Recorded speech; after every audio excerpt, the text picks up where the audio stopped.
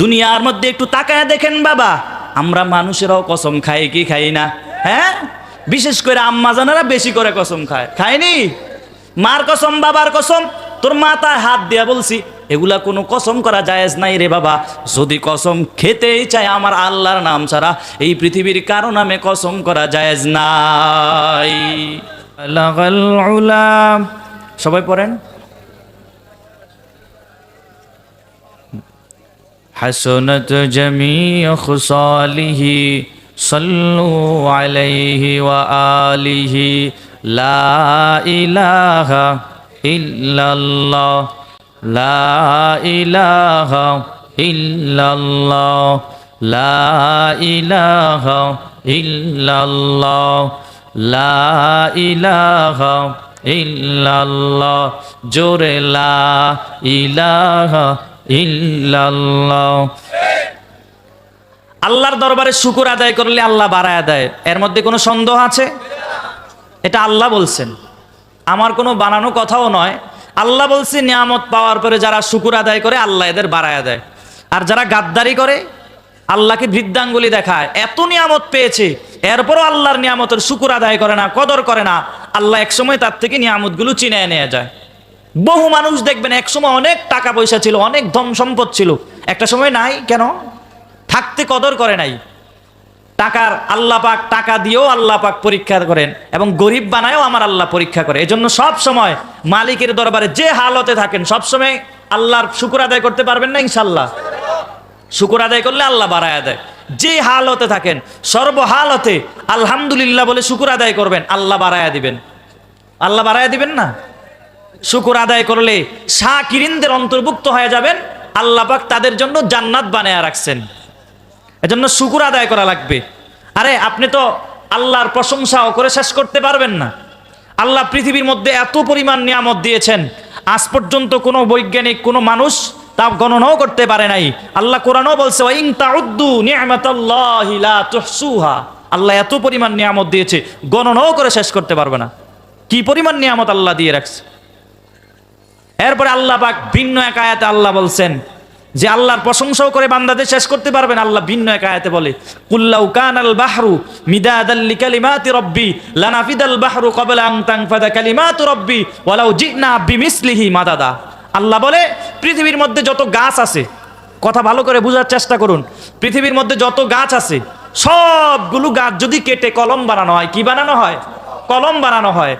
আর গোটা পৃথিবীতে যত পানি আছে, সাগর নদী যত আছে, সব নদী এবং সাগরের পানি দ্বারা যদি কালি বানানো হয় আর এই কলম দ্বারা যদি আল্লাহর প্রশংসা লেখা শুরু হয়, কালি শেষ হয়ে যাবে, তারপর আল্লাহর প্রশংসা লেখা শেষ হবে না। চিল্লায়া বলেন না সুবহানাল্লাহ। আল্লাহ আমাদেরকে এত পরিমাণ নিয়ামত দিয়েছেন, এজন্য সব সময় মালিকের শুকর আদায় করার চেষ্টা কর। আল্লাহ আমাদেরকে তৌফিক দান করুক। যেহেতু শুকর সম্পর্কে আমি একটু বললাম, একটা ঘটনা আমি আপনাদেরকে শোনাই। হ্যাঁ, একটু আগায় বসলে আমি একটা কথা মাঝখান দিয়ে বলি। এই যে যদি সামনের জায়গা যদি খালি থাকে, যদি আল্লাহ পাক আমার বক্তার পিছন থেকে যদি আল্লাহ পাক বরকত দেওয়া শুরু করে, তাহলে এই বক্তা পর্যন্ত থাকবে, পিছনে কিন্তু যাবে না। আবার যদি পিছনে জায়গা খালি থাকে, আল্লাহ পাক যদি ফেরেশতার মাধ্যমে পিছন থেকে বরকত দিতে চায়, রহমত দিতে চায়, ওই জায়গা ফাঁকা থাকার কারণে সামনে পর্যন্ত আমরা বরকত পাবো না। এজন্য আমি সবাইকে বলছি, যার সামনে যে জায়গা আছে আমরা সবাই একটু জায়গাটা ফাঁকাটা পূরণ করে বসি। কেউ যেন আমাকে বলতে না হয়, নিজ দায়িত্বে যার সামনে জায়গা খালি আছে আমরা পূরণ করে বসি। যারা দাঁড়িয়ে আছেন সবাইকে বলবো, মজলিসের সম্মান রক্ষার্থে আমরা সকলেই বসে পড়ি। বলতেছিলাম যে শুকর এটা আদায় করলে আল্লাহ পাক বাড়ায়া দেয়। একটা ঘটনা, 3 ব্যক্তির একটা ঘটনা আমি সংক্ষেপে আপনাদেরকে শোনাই। মুসা নবীর সাথে কথা বলার জন্য যাবেন, মুসা নবী আল্লাহর সাথে কথা বলার জন্য যাবেন। যাওয়ার পথে প্রতিমধ্যে রাস্তায় এমন একজন ব্যক্তির সাথে সাক্ষাৎ হয়েছে, যেই ব্যক্তির হাত নাই, পাও নাই, কিছুই নাই, একবারে নিঃস্ব, হাত নাই, পাও নাই, মানে এটা গোশতের টুকরা পড়ে আছে। ওই ব্যক্তির সাথে মুসা নবীর সাথে সাক্ষাৎ হলো। মুসা নবীকে বলতেছে আপনি কই যান? আল্লাহর সাথে কথা বলার জন্য যাইতেছি। যেহেতু আল্লাহর সাথে কথা বলার জন্য যাইতেছেন, তাহলে আল্লাহকে একটু জিজ্ঞাসা করবেন যে আল্লাহ পাক আমাকে কেন বানায়াছেন? আল্লাহকে আমাকে অনর্থক বানায়াছেন না কেন বানায়াছেন? আল্লাহকে একটু জিজ্ঞাসা করিয়েন। এই কথা বলার পরে মুসা নবী সামনে চলে গেলেন। সামনে আরেকজন ব্যক্তির সাথে সাক্ষাৎ হয়েছে, এমন একজন ব্যক্তির সাথে সাক্ষাৎ হয়েছে যেই ব্যক্তির ধন সম্পদ কিছুই নাই, কিছুই নাই। মুসা নবীর সাথে সাক্ষাৎ হওয়ার পরে বলতেছে, আপনি কই যান? বলে আল্লাহর সাথে কথা বলার জন্য যাইতেছি। যেহেতু আল্লাহর সাথে কথা বলার জন্য যান, তাহলে আল্লাহকে একটু জিজ্ঞাসা করবেন কি করলে, কি কাজ করলে আমার ধন সম্পদ বেড়ে যাবে, আল্লাহকে একটু জিজ্ঞাসা করবেন। এই কথা বলার পরে মুসা নবী আবার একটু সামনে গেলেন, আরেকজন ব্যক্তির সাথে সাক্ষাৎ হলো। এমন একজন ব্যক্তির সাথে সাক্ষাৎ হয়েছে যাকে আল্লাহ পাক এত পরিমাণ নিয়ামত দিয়েছে, এত পরিমাণ ধন সম্পদ আল্লাহ দিয়েছে যে একটু টাইম পায় না, আল্লাহ জিকির, আল্লাহর নাম নেওয়ার সুযোগ পায় না, এত পরিমাণ আল্লাহ তাকে ধন সম্পদ দিয়েছেন। মুসা নবীকে বলে, আপনি যেহেতু আল্লাহর কাছে যাইতেছেন, একটু আল্লাহকে জিজ্ঞাসা করিয়েন কি করলে আমার ধন সম্পদ কমে যাবে। এবার মুসা নবী আল্লাহর সাথে কথা বলার জন্য যখন চলে গেলেন, আল্লাহর সাথে কথা বলার পরে মুসা নবী যখন আবার আসলেন, প্রথম ব্যক্তি যার হাত নাই পাও নাই, ওই ব্যক্তি জিজ্ঞাসা করতেছে, মুসা নবী আপনি তো আল্লাহর কাছে গিয়েছিলেন, আল্লাহর সাথে কথা বলছেন, আল্লাহ কি বলছে? আল্লাহ পাক বলছেন, আমি আল্লাহকে জিজ্ঞাসা করেছি, আল্লাহ পাক তোমাকে অনর্থক বানায় নাই। বলে কেন বানায়াছেন? আল্লাহ পাক তোমাকে জাহান্নামের একটা গর্তের বরাবর বানায় আছে। এই কথা বলা মাত্রই যেই ব্যক্তির হাত নাই পাও নাই, আল্লাহর বান্দা সাথে সাথে আলহামদুলিল্লাহ বলে শুকর আদায় করেছে। আলহামদুলিল্লাহ বলে শুকর আদায় করেছেন। শেখ জাকারিয়া রহমতুল্লাহ আলাই তার কিতাবের মধ্যে লিখছেন, ওই আল্লাহর বান্দা শুকর আদায় করা মাত্রই আল্লাহ পাক তাকে ভালো মানুষে রূপান্তরিত করে দিলেন। সে শুকর আদায় কেন করছে? গর্ব করতেছে, আল্লাহ পাক আমাকে অনর্থক বানায় নাই, আল্লাহ পাক আমার আল্লাহর কাজে আমাকে বানিয়েছে। দ্বিতীয় আর একজন ব্যক্তির সাথে যে সাক্ষাৎ হয়েছে, মুসা নবী যেই ব্যক্তির ঘর বাড়ি কিছুই নাই, ধন সম্পদ কিছুই নাই, মুসা নবী আপনি তো আল্লাহর সাথে কথা বলছেন, আল্লাহ কি বলছে? বলে হ্যাঁ হ্যাঁ, আমি আল্লাহকে জিজ্ঞাসা করেছি কি করলে বলে আমার ধন সম্পদ বাড়বে, আমার ধন সম্পদ নাই। বলছে আল্লাহ বলছে আল্লাহর নিয়ামতের শুকর আদায় করা বাড়ায়া দাও। আল্লাহর বান্দি এমনি কিছু নাই, টাকা নাই, ধন সম্পদ কিছুই নাই। আবার মুসা নবী বলতেছে আল্লাহর শুকর আদায় করার জন্য, এই জন্য একটু রাগ হয়ে গেছে। মুসা নবীর একটা ধমক দিয়া দিল। ধমক দেওয়ার পরে আল্লাহ পাক তাকে এত পরিমাণ গজব দিয়া যা কিছু ছিল সব কিছু আল্লাহ উড়াইয়া দিয়েছে। 3 নম্বর ব্যক্তি, যেই ব্যক্তির আল্লাহ এত পরিমাণ ধন সম্পদ আমার আল্লাহ দিয়েছেন, এই ধন সম্পদ আপনি মুসা নবী আল্লাহর সাথে কথা বলার পরে আসছেন, নবী গো আল্লাহ কি বলছে আপনাকে? আল্লাহ বলছে আল্লাহর শুকর আদায় করা কমায় দাও, তাহলে তোমার ধন সম্পদগুলো কমে যাবে। আল্লাহর বান্দা বলে না কোশ্চিন গেল, এটা আমি পারবো না। ওই আল্লাহর বান্দা শোনা মাত্রই আল্লাহর নিয়ামতের শুকর আদায় আরো বাড়ায় দিয়েছে। বাড়ায় দেওয়ার কারণে আল্লাহ পাক এই কারণেই তার ধন সম্পদ আরো বাড়ায় দিলেন। কিন্তু আল্লাহ বলছে ওনাকে গিয়ে বলবে যে কমায়া দেওয়ার জন্য, শুকর আদায় করা যেন কমায়া দেয়। কমায়া দিলেই তো আল্লাহ পাক কমায়া দেবে। কিন্তু মুমিন বান্দা এ কোশ্চিন কাল চায় নাই। আল্লাহ পাক যে যা কিছু দিয়েছে সবসময় রবের আলহামদুলিল্লাহ বলে শুকর আদায় করেছে, এই জন্য আল্লাহ পাক আরো বাড়ায়া দিয়েছে। চিল্লায়া বলেন না সুবহানাল্লাহ। প্রথম নম্বর ব্যক্তির কারণ কি ছিল? একমাত্র শুকর আদায় করার কারণে আল্লাহ পাক ভালো মানুষে রূপান্তরিত করে দিলেন। দ্বিতীয় নম্বরে যে ব্যক্তিরা ছিলেন, একমাত্র গাদ্দারি করার কারণে আল্লাহর নিয়ামতের শুকর আদায় করতে চায় নাই। অথচ আমার আল্লাহ বলে যে হালতে থাকবা আল্লাহর প্রশংসা করে যাও, আল্লাহর শুকর আদায় করে যাও, আমি আল্লাহ একদিন না একদিন তোমার নিয়ামত দিয়ে ভরপুর বানায় দেবো। চিল্লায় বলেন না সুবহানাল্লাহ। এজন্য সবসময় নিয়ামতের শুকর আদায় করবেন তো ইনশাআল্লাহ। আল্লাহ আমাদের সবাইকে তৌফিক দান করুক, সবাই পড়ি আমিন। আমি আপনাদের সামনে আজকে যেই সূরাটা পড়েছি, এমন একটা সূরা পড়েছি পর্দার আল্লাহর মা বোনেরাও ওনারাও পারে, যে জীবনে কোরআন শরীফও পড়তে পারে নাই, কাছেও যায় নাই, ধরেও নাই, সেও শুনতে শুনতে এই সূরাটা মুখস্থ পারে। আছে না? আমি এমন একটা সূরা আপনাদের সামনে পড়েছি যেই সূরাটা আপনারা সবাই কি পারেন। আমি একটা ভুল বললাম, আপনারা আমার ভুল ধরে বলতে পারবেন। এমন একটা সূরা আপনাদের সামনে পাঠ করা হয়েছে।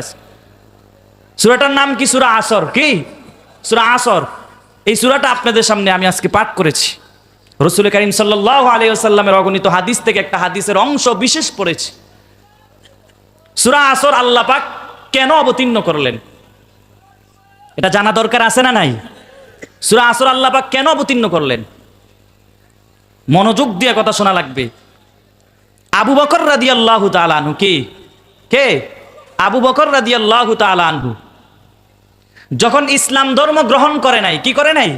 যখন ইসলাম ধর্ম গ্রহণ করে নাই, তার সাথে একজন মানুষের ভালো সম্পর্ক ছিল, যে নাকি বেদিন কাফের, যার নাম ছিল কালাদা ইবনে উসাইদ। এর সাথে খুব ভালো একটা সম্পর্ক ছিল।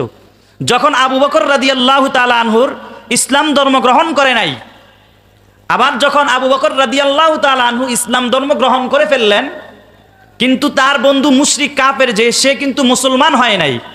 কিন্তু আবু বকর রাদিয়াল্লাহু তাআলা আনহু নবীর হাতের সাথে হাত মিলিয়ে কালেমা পড়ে ফেলেছে। এখন তো আবু বকর মুসলমান, কিন্তু যেহেতু আবু বকর রাদিয়াল্লাহু তাআলা আনহু ইসলাম ধর্ম গ্রহণ করার আগ থেকেই তার সাথে সম্পর্ক ভালো ছিল, ওই কালাদা ইবনে উসাইদ কাফের বেদিন মুশরিক হওয়া সত্ত্বেও আবু বকর রাদিয়াল্লাহু তাআলা আনহুর কাছে আসা যাওয়া করতেন। কি করতেন? আসা যাওয়া করতেন। একদিন হঠাৎ করে কালাদা ইবনে উসাইদ বলে ফেললেন আবু বকর রাদিয়াল্লাহু তাআলা আনহুকে, যে আপনি ইসলাম ধর্ম গ্রহণ করার কারণে আপনার বাবা মার সম্পদ থেকে আপনাকে বাদ দেওয়া হয়েছে, এটা বলছেন। এবং আরো বলছেন, আবু বকর রাদিয়াল্লাহু তাআলা আনহু ব্যবসায়িক ছিলেন। কি ছিলেন? ব্যবসায়িক। এবং আবু বকর রাদিয়াল্লাহু তাআলা আনহুকে বলতেছে, আপনি এতদিন ব্যবসায়িক লাইনে যথেষ্ট পরিমাণ সময় দেওয়ার কারণে আপনার অনেক লাভ হয়েছে। এখন আপনি ইসলাম ধর্ম গ্রহণ করার কারণে, আপনি ইসলামে সময় দেওয়ার কারণে, আপনি বাকি ব্যবসার মধ্যে আপনার সময় বেশি দেওয়া হয় না, এই কারণে আপনার ব্যবসার মধ্যে লোকসান হইতেছে, আপনার লস হইতেছে। আবু বকর রাদিয়াল্লাহু তাআলা আনহু তার কথা শোনার পরে আবু বকর রাদিয়াল্লাহু তাআলা আনহুকে সে মূর্খ বলছে, যে আপনার ব্যবসায় এত লোকসান হচ্ছে, লস হয়ে যাইতেছে, অথচ আপনি ইসলাম ধর্ম গ্রহণ যদি না করার আগে, ইসলাম ধর্ম যখন গ্রহণ করেন নাই, তখন আপনার ব্যবসায় এত পরিমাণ লাভ হয়েছে। হযরতে আবু বকর রাদিয়াল্লাহু তাআলা আনহু সাথে সাথে জবাব দিয়ে বললেন, এই আমি মূর্খ হতে পারি না, তুমি একটা মূর্খ। কারণ আমার আল্লাহর, কেউ যদি আল্লাহর গোলাম হয়ে যায়, কেউ যদি নবীর গোলাম হয়ে যায়, কোশ্চিনকালও তার লস হইতে পারে না, লোকসান হতে পারে না। আল্লাহর যারা আখিরাতের লাইনে আগায়া যায়, ওই আল্লাহর বান্দা কোশ্চিনকালও লোকসানে পড়তে পারে না, কোশ্চিনকালও লসের মধ্যে পড়তে পারে না। বরং আল্লাহর গোলাম হওয়ার কারণেই আল্লাহ পাক আমার ধন সম্পদের মধ্যে আরো বরকত দিয়া দিলেন। চিল্লায় বলেন না সুবহানাল্লাহ। এই কথা বলার পর আল্লাহ পাক রব্বুল আলামিনের কাছে এত পরিমাণ পছন্দ হয়ে গেছে, আল্লাহ পাক রব্বুল আলামিন আবু বকর রাদিয়াল্লাহু তাআলা আনহুর মতের সাথে মতটা মিলাইয়া আমার আল্লাহ পাক রব্বুল আলামিন সূরা আসরটাকে অবতীর্ণ করে দিলেন, নবীর মাধ্যমে জানায়া দিলেন, নবী গো আপনি জানায়া দেন। এই সূরার মধ্যে আমার আল্লাহ পাক জানায়া দিয়েছে কে ক্ষতিগ্রস্ত, কে লাভে আছে, কে ক্ষতি আছে, আমার আল্লাহ পাক এই সূরার মধ্যে জানায়া দিয়েছে। চিল্লায় বলেন না সুবহানাল্লাহ। যদিও সূরাটা ছোট, কিন্তু এই সূরার এত পাওয়ার, কি পরিমাণ পাওয়ার! আম্মা জান আয়েশা রাদিয়াল্লাহু তাআলা আনহা ওনার প্রসিদ্ধ কওল অনুযায়ী কোরআনুল কারীমের মধ্যে আল্লাহ পাক 6666টা আয়াত আল্লাহ পাক অবতীর্ণ করলেন। 6666 আয়াত আল্লাহ পাক রব্বুল আলামিন যদি অবতীর্ণ না করতেন, শুধুমাত্র সূরা আসরটা যদি অবতীর্ণ করতেন, গোটা পৃথিবীর মানুষেরা যদি শুধুমাত্র সূরা আসরের উপরে আমল করত, তাহলে জান্নাতে যাওয়ার জন্য এই সূরায় যথেষ্ট হয়ে যাইত। চার মাযহাবের চারজন ইমাম আছেন, আপনারা সবাই জানেন। একজন ইমাম সাহেবের নাম হলো ইমাম শাফিঈ রাহমাতুল্লাহি আলাইহি। ইমাম শাফিঈ রাহমাতুল্লাহি আলাইহি বলছেন যে গোটা কোরআন যদি অবতীর্ণ না হইতো, শুধুমাত্র সূরা আসরটা অবতীর্ণ হতো রে, আর গোটা পৃথিবীর মানুষেরা যদি শুধুমাত্র সূরা আসরের উপর আমল করত, জান্নাতে যাওয়ার জন্য এই সূরাটাই যথেষ্ট হয়ে যাইত। চিল্লানি আপনাদের সুবহানাল্লাহর আওয়াজ এত আসতে কেন? আপনাদের কাছে মনে এটা ফজিলতপূর্ণ মনে হইতেছে না নাকি? ছোট সূরা, এত দাম, এত পাওয়ার, এই সূরার এত পাওয়ার। আল্লাহ পাক রব্বুল আলামিন এই সূরার শুরুতে আল্লাহ পাক কসম করেছেন। কিসের কসম করেছেন আমার আল্লাহ? আল্লাহ পাক বলে ওয়াল আসরি ইন্নাল ইনসানা লাফি খুসর। আল্লাহ পাক শুরুতে আমার আল্লাহ পাক বলে সময়ের শপথ, সময়ের কসম। আপনারা জবাব দিবেন বাবা, আল্লাহর কোরআনের মধ্যে কোনো ভুল আছে নাকি? জোরে বলেন, আল্লাহর কথার মধ্যে কোনো ভুল আছে নাকি? যদি না থাকি আল্লাহর কথার মধ্যে কোনো ভুল নাই, এরপরও আমার আল্লাহ পাক কেন কসম খাইলেন এটা বোঝা দরকার আছে না নাই? কসম খাওয়ার কি দরকার ছিল? আল্লাহর কথা 100% যদি আরো যত পার্সেন্ট হতে পারে, আমার আল্লাহর কথার মধ্যে কোনো ভুল নাই। কেউ যদি ভুল সন্দেহ করে আর ঈমান চলে যাবে, ঠিক কিনা? আল্লাহর কথার মধ্যে কোনো ভুল নাই, কিন্তু আল্লাহ পাক কেন কসম খাইলেন? শুধু কি তাই এই জায়গায় কসম খেয়েছেন বিষয়টা এমন নয়। আমার আল্লাহ পাক রব্বুল আলামিন কোরআনের বিভিন্ন জায়গায় আল্লাহ পাক রব্বুল আলামিন কসম খেয়েছেন। আল্লাহ পাক কোথায় বলেছে? ওয়াশ-শামসি ওয়াদুহাহা ওয়াল কমারি ইযা তালাহা ওয়ান নাহারি ইযা জাল্লাহা ওয়াল লাইলি ইযা ইয়াগশাহা। আল্লাহ পাক কোথায় বলেছে? ওয়াদ-দুহা ওয়াল লাইলি ইযা সাজা মা ওয়াদ্দাআকা রাব্বুকা ওয়া মা ক্বালা। অন্য জায়গায় আমার আল্লাহ আরো বলছি ওয়াস-সামাই যাতিল বুরুজি ওয়াল ইয়াউমিল মাউউদি ওয়া শাহিদিন ওয়া মাশহুদ। আল্লাহ পাক আরো বলছি লা উকসিমু বিয়াউমিল কিয়ামাহ ওয়া লা উকসিমু বিন নাফসিল লাওয়ামা। চিল্লায়া পড়েন সবাই আল্লাহু আকবার। আল্লাহ পাক রব্বুল আলামিনের কথার মধ্যে কোনো ভুল নাই, এরপরও আমার আল্লাহ পাক কেন কসম খাইলেন? আল্লাহ পাক রব্বুল আলামিন বলে কসম করে আমি এটাই বুঝাইতে চাই, দুনিয়ার মধ্যে একটু তাকায় দেখেন বাবা, আমরা মানুষেরাও কসম খাই কি খাই না? হ্যাঁ, বিশেষ করে আম্মা জানারা বেশি করে কসম খায়, খায়নি? মার কসম, বাবার কসম, তোর মাথায় হাত দিয়া বলছি এগুলা কোনো কসম করা জায়েজ নাই রে বাবা। যদি কসম খেতেই চায় আমার আল্লাহর নাম ছাড়া এই পৃথিবীর কারো নামে কসম করা জায়েজ নাই। আমরা কসম কেন খাই? বলা হইলো ভাই আমি ওই জায়গায় যাব, বিশ্বাস করে না। আল্লাহর কসম করে বলছি আমি পুরান বাজারে যাব, এবার কয় হ্যাঁ সন্দেহ দূর করার জন্য, মানে এটা সন্দেহ করছেন তো, সন্দেহটা দূর করার জন্য বলছে। কেন? কসম খেয়ে সন্দেহ দূর করলো। আল্লাহ পাকের কথার মধ্যে কোনো ভুল নাই, কিন্তু এরপরও আমার আল্লাহ পাক কেন কসম খাইলেন? আল্লাহ পাক রব্বুল আলামিন বলেন সময়ের শপথ। এই যে সময়ের আল্লাহ পাক কসম খাইলেন, এটা একটা গুরুত্বপূর্ণ সময়, একটা গুরুত্বপূর্ণ সম্পদ, ঠিক কিনা জোরে বলেন? হ্যাঁ, গুরুত্ব বোঝানোর জন্য আমার আল্লাহ পাক আবারও কসম খাইলেন, কিন্তু আমরা বুঝতে চাই না সময় বড় দামি একটা সম্পদ। আল্লাহ পাক আসমানের কসম খেয়েছেন, আসমান বড় দামি একটা সম্পদ। আল্লাহ পাক জমিনের কসম খাইলেন, জমিন বড় দামি একটা সম্পদ। আল্লাহ পাক চন্দ্রের কসম খাইলেন, চন্দ্র বড় দামি একটা সম্পদ। আমার আল্লাহ পাক কত কিছুর কসমে খাইলেন, রাতের কসম খাইলেন, দিনের কসম খাইলেন। কেন খাইলেন? আল্লাহর কথার মধ্যে কোনো ভুল নাই, এরপর আমার আল্লাহ পাক কসম করে গুরুত্ব বোঝানোর জন্য আমার আল্লাহ কসম করে বলছি সময়ের শপথ, সময়ের কসম। দ্বিতীয় আয়াতের মধ্যে আমার আল্লাহ জানায়া দিয়া বলি ইন্নাল ইনসানা লাফি খুসর। আল্লাহ পাক বলে নিশ্চয় পৃথিবীর সব মানুষ হলো ক্ষতিগ্রস্ত এবং জাহান্নামী। কি? সকল মানুষ জাহান্নামী, ক্ষতিগ্রস্ত। আল্লাহ পাক কসম করেছেন। বলেন তো বাবা, কসম করার পরে কোনো জিনিস আর নরম থাকে কানি? সেটা মজবুত হয়ে যায়। আল্লাহ পাক কসম খাওয়ার পরে আমার আল্লাহ তাআলা তারপরে আবার ইন্না শব্দ আনলেন, ইন্না দ্বারাও বুঝাইলেন নিশ্চয় এটাও একটা তাকিদ। এরপরে আমার আল্লাহ পাক আলিফ লাম আনছেন, আল ইনসান। এই আলিফ লামটা হলো আলিফ লাম ইস্তিগরাকি, মানে গোটা মানুষ বোঝানোর জন্য, সমস্ত মানুষ বোঝানোর জন্য এই আলিফ লামটা আনা হয়েছে। কিন্তু আমার আল্লাহ পাক কসম খাওয়ার পরে এরপরেই তো শেষ হয়ে যাইতো, কিন্তু আমার আল্লাহ পাক কসম খাওয়ার পরে আবার না শব্দটা আনলেন, আবার একটা তাকিদ আনলেন, এরপরে আবার লামে তাকিদ আনলেন। এত তাকিদ দেওয়ার পরে আমার আল্লাহ পাক বলেছে গোটা পৃথিবীর সব মানুষ হলো ক্ষতিগ্রস্ত এবং জাহান্নামী। এই আয়াত দ্বারা বোঝা যায় পৃথিবীর মধ্যে যত মানুষ আছি সব মানুষ হলো জাহান্নামী। কথা বুঝেন নাই মনে হয়? শুধু বাংলাদেশের মানুষ জাহান্নামী বিষয়টা এমন নয়, শুধু ইন্ডিয়ার মানুষ জাহান্নামী বিষয়টা এমন নয়। গোটা পৃথিবীতে আল্লাহ যত মানুষ বানাইলেন সব মানুষ হলো ক্ষতিগ্রস্ত জাহান্নামী। আপনি কি কথাটা সাধারণ মনে করছেন?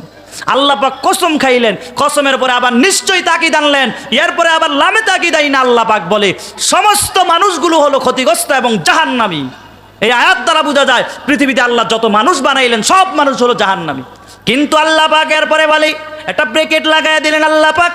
এরপরে আল্লাহ পাক বলেছেন, ইল্লাল্লাযীনা আমানু ওয়া আমিলুস সলিহাতি ওয়া তাওয়াসাউ বিল হাক্কি ওয়া তাওয়াসাউ বিস সবর। আল্লাহ পাক এখানে একটা ব্রেকেট দিয়ে দিলেন। তবে শুনো, 4 গুণওয়ালা মানুষ ব্যতীত, কয় গুণওয়ালা মানুষ ব্যতীত? 4 গুণওয়ালা মানুষ ব্যতীত, যাদের ভিতরে এই 4টা গুণ থাকবে এরা জাহান্নামে যাবে না, বিনা হিসাবে এরা জান্নাতে চলে যাবে। আল্লাহ, সুবহানাল্লাহর আওয়াজ এত আসছে কেন?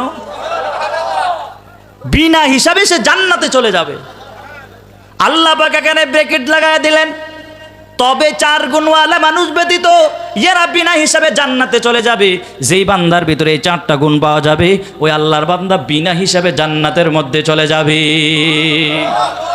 আল্লাহ পাক গুণগুলো কি বলছেন আমার আল্লাহ পাক?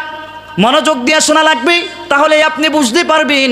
আর যদি মনোযোগ দিয়ে না শুনেন, হুজুর কি বললো, প্রথম কি বললো, দ্বিতীয় কি বললো, তৃতীয় কি বললো, পেছ লাগাইয়া পরের দিন সকালবেলা দোকানে বসে বসে সমালোচনা চলবে কিনা?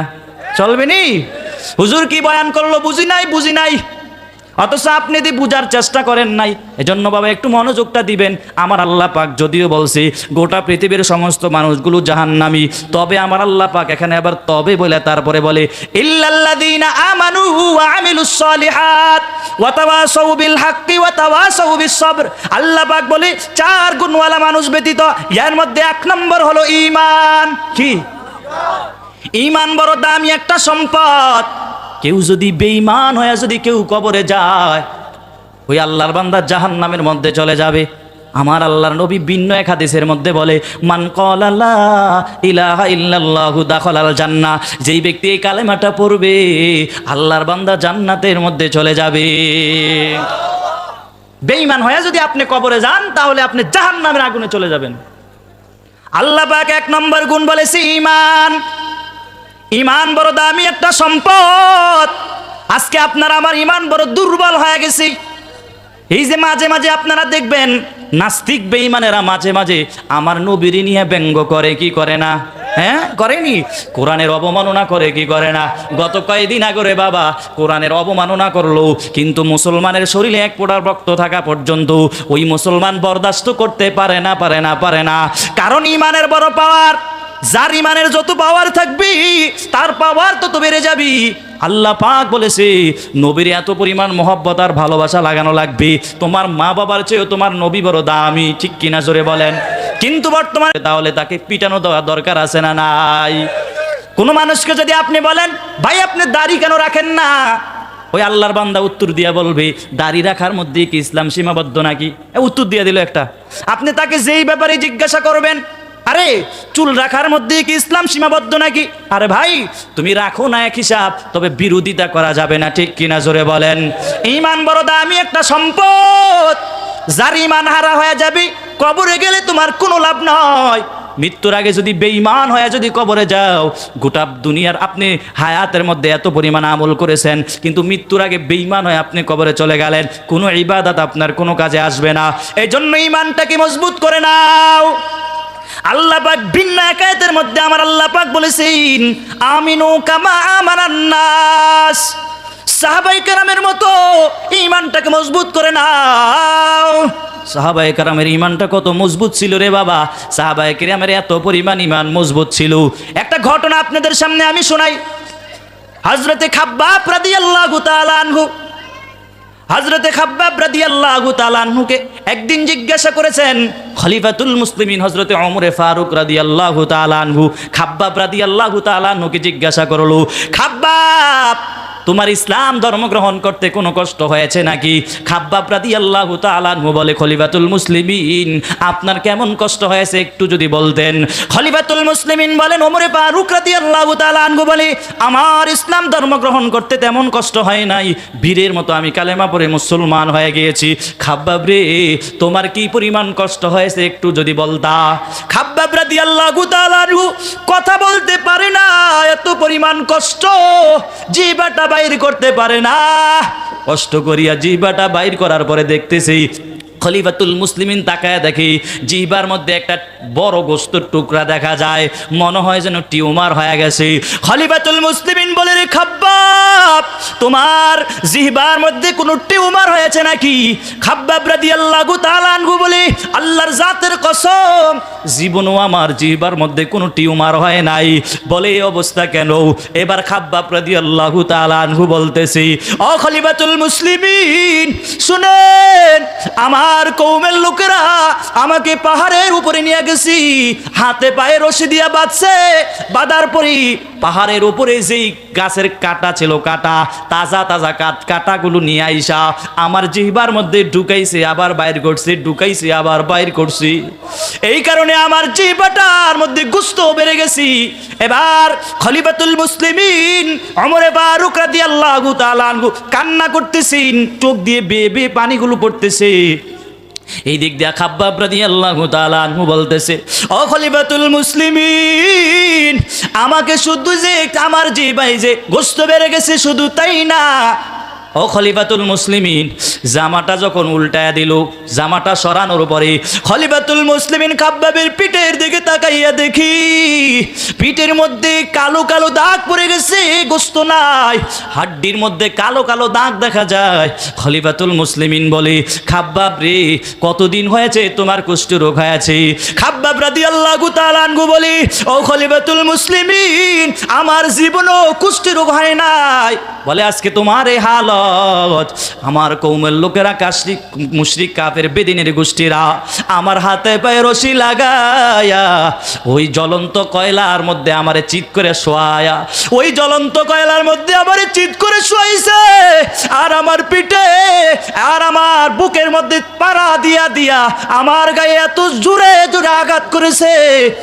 আমার এত পরিমাণ কষ্ট হয়েছে, এত পরিমাণ কষ্ট হয়েছে, আমার পিঠের চামড়াগুলো যখন পুরে পুরে নিচে পড়ে যায়, আমি নিজ কান দ্বারা শুনতে পেয়েছি আমার গোশতগুলো পুরে পুরে নিচে পড়ে যাইতেছি। এত পরিমাণ কষ্ট হয়েছে খাব্বাবের। খাব্বাব রাদিয়াল্লাহু তাআলা আনহু খলিফাতুল মুসলিমিনকে বলে, খলিফাতুল মুসলিমিন, এরপরও আমার কোনো আফসোস নাই। এই দুনিয়ার মধ্যে আমার আল্লাহ পাক যদি আমার আরো শাস্তি দেয়, আমার কোনো আফসোস নাই। তবে খাব্বাব দুনিয়ায় আরো কষ্ট পাক, আমার কোনো আফসোস নাই। তবে আল্লাহ পাক যেন হাসরের ময়দানে আল্লাহ পাক যেন এই খাব্বাবকে যেন জাহান্নামের আগুনের মধ্যে না জ্বালায়। এই কারণে খাব্বাব আল্লাহর দিকে তাকাইয়া তাকাইয়া শুধু এই কথাটাই বলছি। খলিফাতুল মুসলিমিন হযরতে ওমরে ফারুক রাদিয়াল্লাহু তাআলা আনহু চোখ দিয়ে বেয়ে বেয়ে পানিগুলো পড়তেছি আর বলতেছে, রে খাব্বাব, জান্নাতের উঁচু মাকাম তুমি মনে হয় পেয়ে যাইবা, কারণ তোমার এত পরিমাণ বিসর্জন, এত পরিমাণ কষ্ট করেছো ইসলামের জন্য। ওমরে ফারুক রাদিয়াল্লাহু তাআলা আনহু কান্না করেছেন। এই দেখেন বাবা, সাহাবায়ে কেরামের মতো আল্লাহ আমার আল্লাহ বলেছেন, আমিনু কামা আমানান নাস, সাহাবায়ে কেরামের মতো ইমানটাকে মজবুত করে নাও। কত সাহাবীদের ঘটনা আপনারা শুনছেন বা শুনবেন আরো, এত পরিমাণ সাহাবীরা কষ্ট করেছে, কিন্তু আপনার আমার ভিতরে কোনো কষ্ট নাই, ঠিক কিনা জোরে বলেন? কি পরিমাণ কষ্ট করেছেন বাবা? যে যত বেশি কষ্ট করবে আল্লাহ পাক তাকে তত বেশি সফলতার কাতারে উঠায় দিবেন। এই যে আমি শুরুতে আল্লাহ পাক যে সময়ের কসম করেছেন, সময়ের যারা মূল্য দিবে এরাও বড় দামি হয়ে যাবে। এই আপনাদের এই নরেন্দ্রপুরের এলাকার দুইজন যুবক যদি বিদেশ চলে যায়, কয়জন যুবক? দুইজন যুবক যদি বিদেশ যায়, যাওয়ার পথে একজন যুবক রে, একজনের বাবা তাকে জায়গা জমিন বিক্রি করে তারে বিদেশ পাঠাইছে, আর একজনে তার বাবা ঋণ করে তারে বিদেশ পাঠাইছে। এবার দুজনের কোম্পানি এক, দুজনে এক মানের বেতন পায়, দুজনে 40,000 টাকা করে বেতন পায়। এবার দুইজন ব্যক্তি গেছে, যেই ব্যক্তির বাবা কষ্ট করে জায়গা জমি বিক্রি করে তারে বিদেশ পাঠাইছে, ওই আল্লাহর বান্দা 6 ঘন্টা ডিউটি করার পর আবার ওভার ডিউটি 4 ঘন্টা করি, কিন্তু আর যেই বান্দারে বাবা কষ্ট করে ঋণ করে বিদেশ পাঠাইছে, ওই আল্লাহর বান্দা 6 ঘন্টা ডিউটি করার পরে বসে বসে মোবাইল টিপে বসে বসে সময় নষ্ট করে। আপনারাই জবাব দিবেন, যেই বান্দা ওভার ডিউটি করেছি সেই ব্যক্তিকে উন্নত যাবে না, যে ঘুমাইছে সে উন্নতির মধ্যে যাবে। আল্লাহ পাক বলে, সময়ের মূল্য যদি দাও, দুনিয়ার লাইনেও যদি সময়ের দাম দাও, তুমি দামি হয়ে যাইবা। আখিরাতের লাইনে যদি সময়ের দাম দাও, আখিরাতের লাইনেও তুমি বড় দামি হয়ে যাবে, ঠিক কিনা জোরে বলেন? সময় বড় একটা দামি সম্পদ। সময় চলে যায় জীবন থেকে, কিন্তু আপনার কোনো খবর নাই। আপনার বয়স 40 বছর পেরিয়ে, আপনার বয়স 50 বছর পেরিয়ে, এরপরও এখনো পর্যন্ত দোকানে পাটে বসে বসে আরেকজনের ব্যাপারে গীবত ছাড়তে পারেন না, আরেকজনের ব্যাপারে সমালোচনাও করা ছাড়তে পারেন না। হ্যাঁ, গীবতের এত মারাত্মক গুনাহ, কি পরিমাণ গুনারি! আপন মরা ভাইয়ের গোশত যদি খেতে চাও, আরেকজনের ব্যাপারে সমালোচনা করিও। যদি আরেকজনের গুনাহ তুমি নিজের কাঁধে নিতে চাও, আরেকজনের ব্যাপারে সমালোচনা করো। এজন্য বাবা, সময়টাকে মূল্য দাও, অনর্থক সময় নষ্ট করা যাবে না। আমার আল্লাহ পাক যদি সময় দামি না হতো, আমার আল্লাহ পাক কসমও খাইতেন না। আল্লাহ পাক কসম করেছেন, সময়ের শপথ করেছেন। এরপরে আমার আল্লাহ বলেছেন, গোটা পৃথিবীতে যত মানুষ আছে সব মানুষগুলো হলো জাহান্নামী, ক্ষতিগ্রস্ত। তবে 4 গুণওয়ালা মানুষ ব্যতীত, এর মধ্যে 1 নম্বর গুণের নাম হলো ঈমান। কি? জোরে বলেন।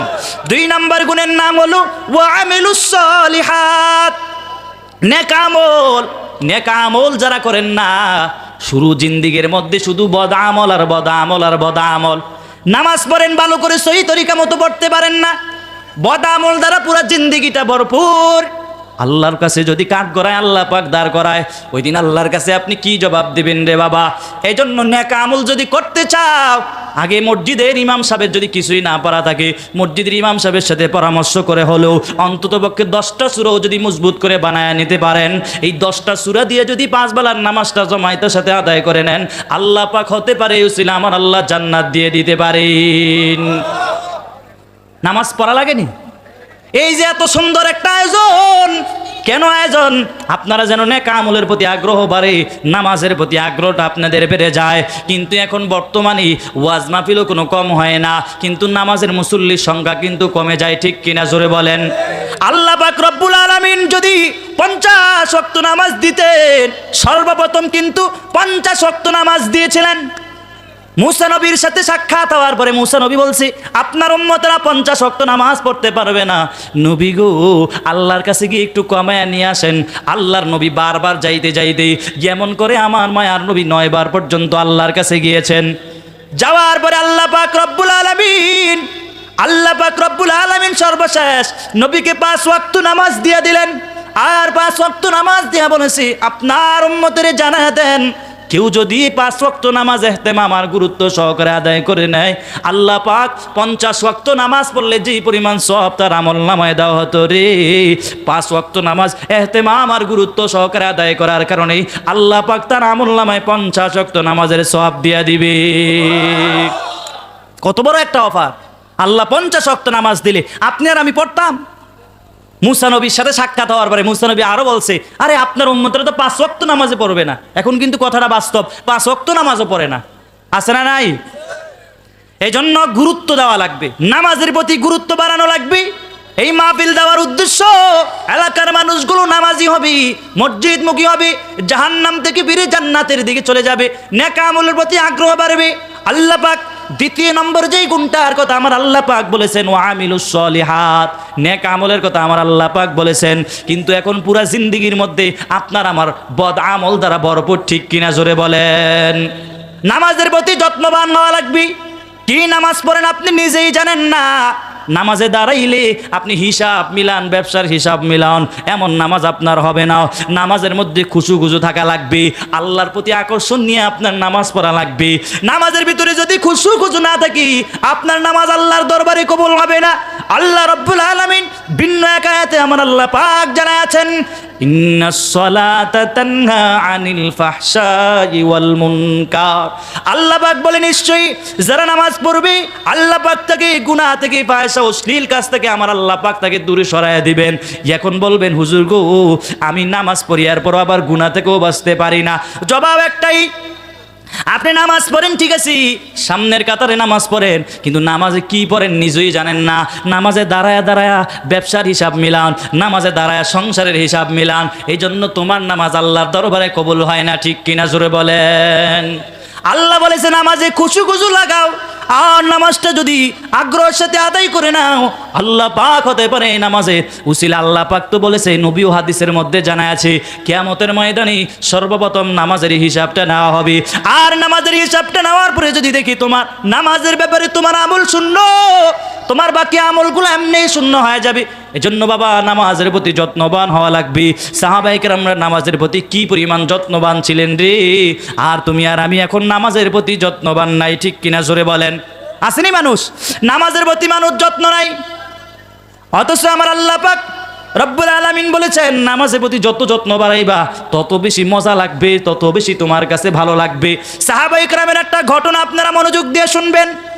আল্লাহর নবী যুদ্ধের ময়দানে গেলেন, যুদ্ধের ময়দান থেকে ফিরার প্রতি সাথে ছিলেন হযরত আলী রাদিয়াল্লাহু তাআলা আনহু। আলী রাদিয়াল্লাহু তাআলা আনহু ছিলেন। আল্লাহর নবী যুদ্ধের ময়দান থেকে ফিরার প্রতি হঠাৎ করিয়া শরীরটা বড় ক্লান্ত হয়ে গেছে। ক্লান্ত হয়ে যাওয়ার কারণে সাথে ছিলেন হযরত আলী রাদিয়াল্লাহু তাআলা আনহু। আলীকে বলছে, আলী রে, সামনে একটা বড় গাছ দেখা যায়, একটু গাছের নিচে বসবা, আর আমি নবী একটু বিশ্রাম করব। চিল্লায়া বলেন না সুবহানাল্লাহ। আলী রাদিয়াল্লাহু তাআলা আনহু এত পরিমাণ খুশি, কারণ আমার নবী আমার রানের উপরে মাথা দিয়ে একটু বিশ্রাম করবি। এজন্য আলী রাদিয়াল্লাহু তাআলা আনহু এত পরিমাণ খুশি হয়ে গেলেন।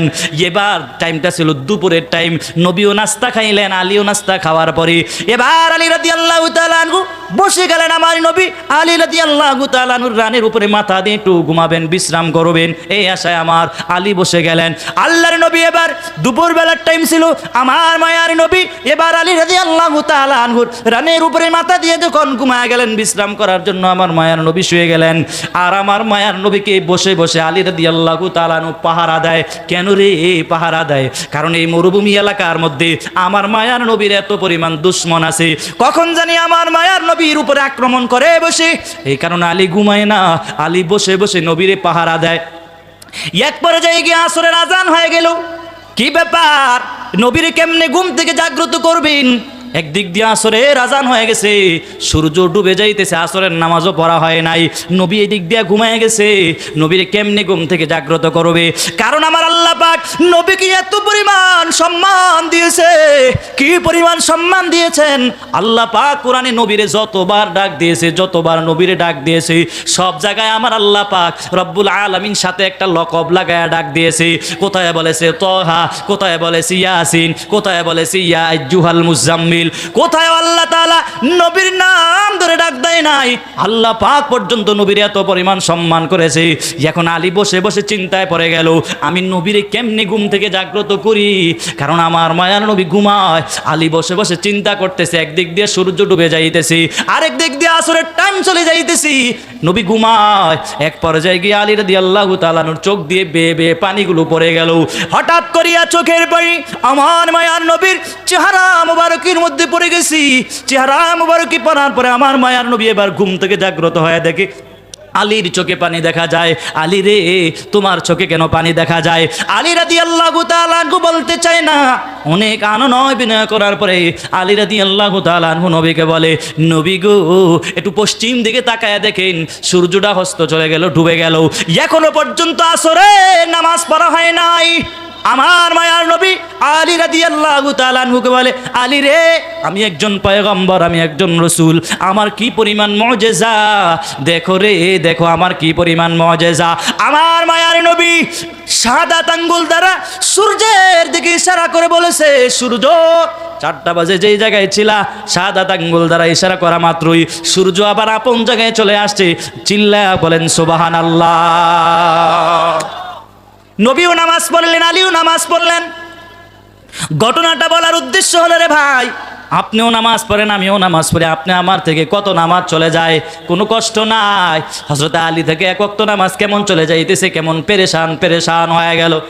আল্লাহ পাক বলেছি সূরা আসরের মধ্যে, আল্লাহ পাক বলছেন 4 গুণওয়ালা মানুষ ব্যতীত যত মানুষ আছে সব মানুষ হলো জাহান্নামী। এক নম্বর হলো ঈমান, 2 নম্বর হলো ওয়া আমিলুস সলিহাত। 2 নম্বর কি? ওয়া আমিলুস সলিহাত, নেক আমলের কথা আমার আল্লাহ পাক বলেছেন। এই যে 2টা গুণ, প্রথম যেই 2টো গুণ আছে, এই 2টা গুণ হলো আমার আল্লাহর হক। কার হক? আল্লাহর হক। আল্লাহর হক হলো নামাজ, রোজা, হজ, যাকাত। এগুলার ভিতরে যদি আপনি কোনো ভুল ত্রুটি করেন, আমার আল্লাহর কাছে এক সময় তওবা করে যদি আমার আল্লাহর কাছে মাপ চান, আল্লাহ পাক সাথে সাথে আমার আল্লাহ মাফ করে দিবেন। আল্লাহ পাকের হকের ব্যাপারে আল্লাহ মাফ করে দিবেন। এই যে প্রথম 2টা গুণ, ঈমান আর আমল, এটা হলো আমার আল্লাহর হক। পরের যেই 2টা গুণ আছে, এটা হলো বান্দার সাথে বান্দার হক, এটা হলো বান্দার হক। ওয়া তাওয়াসাউ বিল হাক্কি ওয়া তাওয়াসাউ বিস সবর। এই দুটা গুণ হলো বান্দার সাথে বান্দার সম্পর্ক। আল্লাহ পাক মানে বাংলা ভাষায় যেটা বলা হয়, সৎ কাজের আদেশ করো এবং অসৎ কাজ থেকে মানুষকে বারণ করো, মানুষকে ঈমান আমলের দাওয়াত দাও। আর দাওয়াত দিতে গিয়ে কত মানুষ তোমারে কত কথা বলবে, কত মানুষ তোমারে গালি দিবে, কত মানুষ তোমারে কাঠমোল্লা বলে গালি দিবে, কত মানুষ কত জিনিস নিয়ে ব্যঙ্গ করে তোমাকে বলবে। বিপদ আসলে ধৈর্য ধারণ করা লাগবে। এটা হলো বান্দার হক। ভালো করিয়া বুঝবেন, কেউ যদি শুধুমাত্র এলাকার ভিতরে সে শুধু ঈমান আর আমলটা ঠিক করলো, বাকি এই দুটো গুণ যদি তার ভিতরে না আসে, সেও জান্নাত পাবে না রে। এই জন্য আপনিও আপনার ভিতরে একটু হিসাবটা মিলায় নেন, আপনি কোন তরিকার লোকে আছেন। শুধু ঈমান আর আমল নিয়ে বসে থাকলে হবে না, আপনার এলাকার আপনার পার্শ্ববর্তী মানুষকে দাওয়াত দেওয়া লাগবে। আল্লাহ পাক রব্বুল আলামিন ভিন্ন এক আয়াতে আল্লাহ পাক জানায় দিয়ে বলি, ইয়া আইয়ুহাল্লাযীনা আমানু কু আনফুসাকুম ওয়া আহলিকুম নারা। আল্লাহ পাক বলে, মুমিন আগে নিজে জাহান্নামের আগুন থেকে বাঁচাও, এরপরে আহালকে বাঁচাও। ভালো করিয়া বুঝবেন, ইমাম সাহেব এলাকার মুসল্লিদের জন্য একটা আহাল, স্বামী তার স্ত্রীর জন্য আহাল, বাবা মা তার সন্তানের জন্য একটা আহাল, মেম্বার সাহেব এলাকার জন্য আহাল, চেয়ারম্যান সাহেব ইউনিয়ন জনগণের জন্য আহাল, থানার এমপি সাহেব থানার জনগণের জন্য আহাল, পুরা বাংলাদেশের প্রধানমন্ত্রীর জন্য পুরা জনগণ সব হলো আহাল। আল্লাহ পাক বলেছেন, আগে নিজে জাহান্নাম থেকে বাঁচো, এরপরে নিজের পরিবারকে বাঁচাও। নিজের পরিবারকে বাঁচানো লাগবে। নিজের ঘরে নামাজ পড়ে কিনা সেটার খবর নাও, নিজের ঘরে পর্দার আমল আছে না সেটার খবর নাও। আগে নিজে বাঁচো, তারপরে পার্শ্ববর্তী লোকদেরকে বাঁচাও, এলাকার মানুষকে বাঁচাও, নিজের আহালকে বাঁচানো লাগবে। শুধুমাত্র কেউ যদি ঈমান আর আমল নিয়ে বসে থাকেন, আল্লাহ পাক বলে বাকি দুই গুণ যদি তোমার ভিতরে না পাওয়া যায়, তাহলে ওই আল্লাহর বান্দাও জান্নাতে যেতে পারবে না। তবে এই চারটা গুণ যার ভিতরে ঢুকে যাবে, আল্লাহ পাক রব্বুল আলামিন বলেছেন, যার ভিতরে এই চারটা গুণ ঢুকে যাবে, আল্লাহ পাক বলে তাকে বিনা হিসাবে আমার আল্লাহ পাক তাকে জান্নাত দিয়ে দেবে। চিল্লা পড়েন সুবহানাল্লাহ, আরো আস্তে করে বলেন সুবহানাল্লাহ। সূরা আসরের আলোচনা তো শুনলেন, কি বুঝতে পারলেন? আল্লাহ পাক শপথ করে কসম খেয়ে তাকিদ দিয়ে আল্লাহ পাক বলছে, গোটা পৃথিবীর সব মানুষ ক্ষতিগ্রস্ত, তবে চার গুণওয়ালা মানুষ ব্যতীত। এর মধ্যে এক নম্বর ঈমান আমল, এরপরে নিজে সৎ কাজের আদেশ করা এবং অসৎ কাজ থেকে মানুষকে বারণ করা, আর ঈমান আমলের দাওয়াত দিতে বিভিন্ন সময় বিপদ আসতে পারে, সেই বিপদে ধৈর্য ধারণ করা। আল্লাহ আমাদেরকে তৌফিক দান করুক, সবাই পড়ি আমিন। এরপরে আমি নবীর একটা হাদিস পড়েছি, আল্লাহর নবী বলেছেন, আলা কুল্লুকুম রাইন ওয়া কুল্লুকুম মাসউলিন আন রাইয়াতিহি। আল্লাহর নবী বলে, গোটা পৃথিবীর মধ্যে আল্লাহ পাক যত মানুষ বানাইলেন, সব মানুষ তার নিজের ব্যাপারে একটা দায়িত্বশীল। আল্লাহ পাক তাকে তার দায়িত্ব ব্যাপারে আমার আল্লাহ পাক তাকে জিজ্ঞাসা করবেন কি করবেন না। আপনার একটা দায়িত্ব, আপনি আহালের একটা দায়িত্ব, আল্লাহ পাক অবশ্যই আপনাকে জিজ্ঞাসা করবেন, এই আমি আল্লাহ তোর সন্তান দিলাম, আমি আল্লাহ তোর পরিবার দিলাম, কিন্তু ঠিক মতো পরিবারকেও বলো নাই, নিজেও নামাজ পড়ো নাই, আহালকেও বাঁচাও নাই। আল্লাহ বলবে জবাব দাও। ওই দিন যদি জবাব না দিতে পারো, তোমার অবস্থা বড় খারাপ হয়ে যাবে, ঠিক কিনা জোরে বলেন। এজন্য ভাই, নিজের আমলটাকে শুদ্ধ করা লাগবে। যা কিছু করেন, এত সুন্দর আয়োজন, সব কিছুর আয়োজনের মোট ফলাফল হলো আপনার নামাজটাকে সুন্নত তরিকা মতো জীবন যাপন করা লাগবে, নামাজটা ঠিক করা লাগবে, ঠিক কিনা জোরে বলেন। আর আপনারা ভালো করিয়াই জানেন, কেউ যদি নেক আমল না করে, তাহলে জাহান্নামের আগুনে জ্বলা লাগবে কি লাগবে না? আর জাহান্নামের আগুন দুনিয়ার আগুনের মতো নয়, এত পরিমাণ তেজিলা হবে রে। জাহান্নামের আগুন এত তেজিলা হবে, এত তেজিলা হবে। কেমন তেজিলা হবে? এখন তো আপনি জমিন থেকে তাকায় দেখেন, সূর্য কত উপরে দেখা যায়। সূর্যর কিন্তু 12টা মুখ আছে রে। 12টা মুখ থেকে আমার আল্লাহ পাক 11টা মুখ আমার আল্লাহ ফিরে রাখছে, বাকি একটা মুখ মাত্র আমার আল্লাহ জমিনের মধ্যে দিয়ে রাখছে। মাঝে মাঝে সূর্যের আলো নাই, তারপরে এত পরিমাণ গরম। রাতের বেলা সূর্য নাই, এরপরও রাতের বেলা এত গরম। আর আল্লাহ পাক বলি, ওই দিন হাসরের ময়দানে আমার আল্লাহ পাক সূর্য এক হাত উপরে চলে আসবে, আর আল্লাহ পাক বলবি, সূর্যের যে 12টা মুখ আছে, আমার আল্লাহ পাক সূর্যকে অর্ডার করে বলবে, সূর্য রে, তোর যে তো 12টা 12টা মুখ আছে, 12টা মুখ জমিনের মধ্যে ছাইরা দে। ওই দিন সূর্য 12টা মুখ যখন জমিনের মধ্যে ছেড়ে দিবে, মানুষের গুনাহগার যারা ঠিকমতো নামাজ পড়ে নাই, পাপিষ্ট যারা নামাজ ঠিকমতো পড়ে নাই, শুধু গুনাহ আর গুনাহ করেছে, এদের মাথার মগজগুলো ঠাস ঠাস করে ফেটে যাবে। ঠিক কিনা জোরে বলেন? এত পরিমাণ ভয়ানক অবস্থা হবে। আল্লাহ পাক বলে হাসরের ময়দান এত ভয়ঙ্কর অবস্থা হবে রে। হাসরের ময়দানে মানুষগুলো উলঙ্গ অবস্থায় দাঁড়াবে, উলঙ্গ অবস্থায় সব মানুষগুলো দাঁড়ায় যাবে, সবাই নাফসি নাফসি বলে কাঁদবে, নবীরাও পর্যন্ত নাফসি নাফসি বলে কাঁদবে। আর আল্লাহ পাক প্রথম পর্যায়ের একটা দমক দিয়া বলবে, ওয়ামতাজুল ইয়াউমা আইয়ুহাল মুজরিমুন। আল্লাহ পাক প্রথম পর্যায়ের একটা দমক দিয়া বলবে, এই তোমরা যারা গুনাহগার, দুনিয়ায় গুনাহ করেছো, শুধু গুনাহ করেছো, নামাজ পড়ো নাই, গুনাহগাররা, এদেরকে আল্লাহ বলবে তোমরা নেককারদের থেকে আলাদা হয়ে যাও। কিন্তু ওই সময় নেককারদের থেকে গুনাহগাররা আলাদা হতে চাইবে না। আল্লাহ পাক বলেন, ওই দিন আমি আল্লাহ পাক নিজ হাত দ্বারা মানুষকে আলাদা করে ফেলবো। আল্লাহ পাক বলে, ডান থেকে সিটা যেভাবে আলাদা করা হয়, ওই দিন আমি নিজ কুদরতি হাত দ্বারা গুনাহগারদেরকে আমি আল্লাহ পাক আলাদা করে ফেলবো। এত পরিমাণ কষ্ট হবে। একটু চিন্তা করেন ভাই, দুনিয়ায় আমার আল্লাহ কেন পাঠাইলেন? আল্লাহ পাক সামান্য সময়ের জন্য আমার আল্লাহ দুনিয়ায় পাঠাইছেন। একদিন না একদিন আপনারও চলে যাইতে হবে, আমারও চলে যাইতে হবে। কেউ এই দুনিয়ায় থাকতে পারবে না। এই পৃথিবীতে যত মানুষ আসছে, সব মানুষ একদিন না একদিন চলে যেতেই হবে। আপনার আগে কত টাকাওয়ালা লোক, কত প্রভাবশালী লোক দুনিয়া থেকে বিদায় হয়ে গেছে, কিন্তু এখন আপনার একটু টাকা পয়সা বেশি হওয়ার কারণে ক্ষমতা একটু বেশি দেখাও, টাকার গরম দেখাও, ক্ষমতার গরম দেখাও। এই ক্ষমতা একদিন থাকবে না, একদিন তুমি চলে যাইবা, ঠিকই তোমার বাড়িঘর থাকবে, সব কিছু থাকবে। তুমি যখন মরিয়া যাইবা, তোমাকে মানুষ দেখার জন্য তোমার বাড়িতে মানুষগুলো দলে দলে ভাগ হয়ে মানুষগুলো তোমার বাড়ি যাবে। একটা নজর দেখার জন্য আব্দুল করিম সাহেব ইন্তেকাল করেছে, একটা নজর দেখার জন্য সবাই যাবে।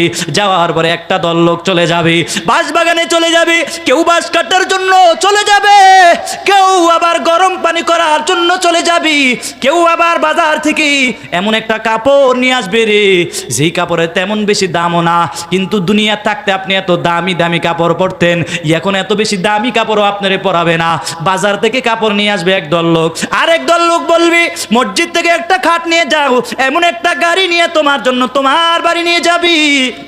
বাড়ি নিয়ে যাওয়ার পরে তোমার এই খাটের মধ্যে উঠায়া তোমার আপন লোকেরা তোমারে বর করে করে চড়ায় চড়ায় চড়ায় একটা মাঠের মধ্যে নিয়ে আসবে। আসার পরে ইমাম সাহেব বলবে, এই এলাকার অমুক নিবাসী হয়ে ইন্তেকাল হয়ে গেল, কেউ যদি তার সাথে লেনদেন কেউ কোনো সমস্যা থাকে আমাদের এদের ছেলে সন্তানের সাথে যোগাযোগ করিও। এই বলে জানাজাও শেষ হয়ে যাবে।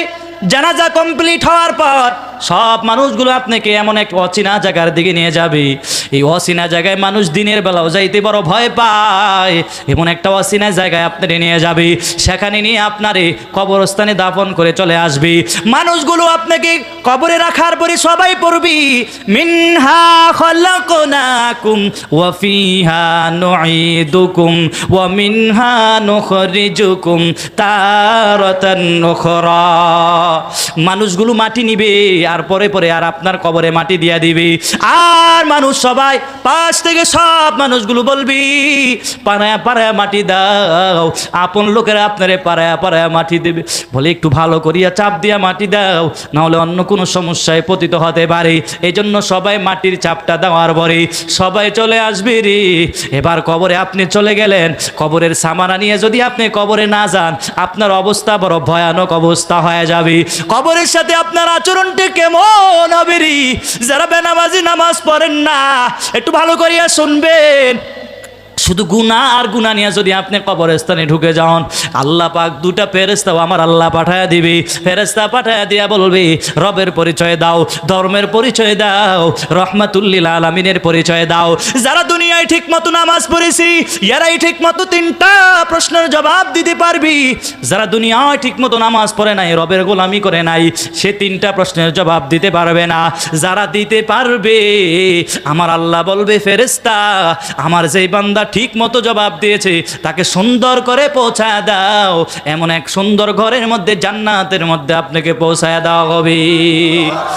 আর যেই বান্দা ঠিক মতো নামাজ পড়ে নাই, আল্লাহর অবাধ্য করেছি, শুধু গুনাহ আর গুনাহ করেছি, ওই বান্দাকে প্রশ্ন করা মাত্রই প্রশ্নের জবাব দিয়ে বলবে লা আদেরি লা আদেরি লা আদেরি, আমি জানি না, আমি জানি না।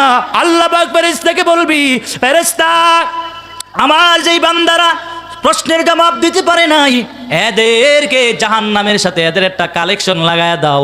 কিয়ামত পর্যন্ত ওই বান্দার কবরের সাথে জাহান্নামের সাথে একটা কালেকশন হয়ে যাবে, আর যে জান্নাতে হবে তার জান্নাতের সাথে একটা কালেকশন হয়ে যাবে। যে জান্নাতে যাবে আর তার কিয়ামত পর্যন্ত কোনো কষ্ট হবে না। আর যেই বান্দা নামাজি পড়ে নাই ঠিক মতো, যে জাহান্নামী হবে জাহান্নামে যাবে, কিন্তু নাজ নিজ কর্মের কারণে আজকে জাহান্নামের আগুনের মধ্যে জ্বলা লাগবে। ঠিক কিনা জোরে বলেন? এজন্য বাবা অন্তরটাকে একটু নরম করেন। এই যে আজকে বয়ানে আসলেন, কি নিয়ে যাবেন? বয়ানে আসছেন, যদি একটা আমলও যদি না যেতে পারেন তাহলে আপনার কোনো লাভ হয় নাই। অন্ততপক্ষে বয়ানে আসছেন, একটা আমল হলো নিয়ে যাবেন রে বাবা। ভালো করিয়া বুঝবেন, আল্লাহ পাক দুনিয়ায় পাঠাইলো, হায়াত দিল, এখন আমি দাঁড়িয়েও রাখি না, ঠিক মতো নামাজও পড়ি না, চিন্তা করি বড় হইলে বুড়া হইলে মেয়ে বিবাহ শাদী দিলে এরপর থেকে আমি ঠিক মতো নামাজ পড়বো, ঠিক মতো দাঁড়িয়ে রাখবো। এই বাবা তুমি যে বুড়া পর্যন্ত হায়াত পাইবা তার কোনো গ্যারান্টি আছে নাকি?